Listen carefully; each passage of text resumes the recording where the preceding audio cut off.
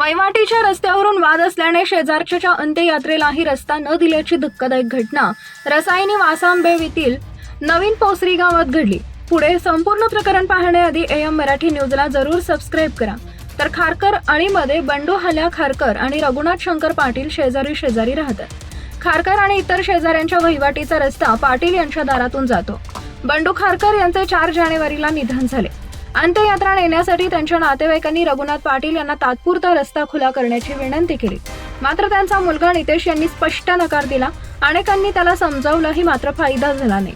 त्यामुळे नातेवाईकांनी भिंतीवरून खंडू खारकर यांचा मृतदेह उचलून एकमेकांकडे देत अंत्ययात्रा कशीबशी पुढे नेली. ग्रामस्थांत संताप.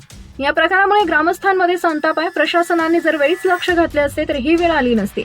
माणुसकीला काळिमा फासणाऱ्या रघुनाथ पाटील आणि त्यांच्या मुलाच्या वागणुकीमुळे त्यांच्यावर कायदेशीर कारवाई करावी अशी मागणी आता ग्रामस्थांनी केली आहे.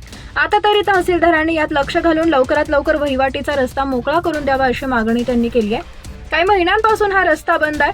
वहिवाटीचा जुना रस्ता त्यांनी बंद केला आहे. यासाठी उपोषणही केलं होतं. यावेळी तहसीलदारांनी आश्वासन दिल्यानंतर उपोषण मागे घेतलं होतं.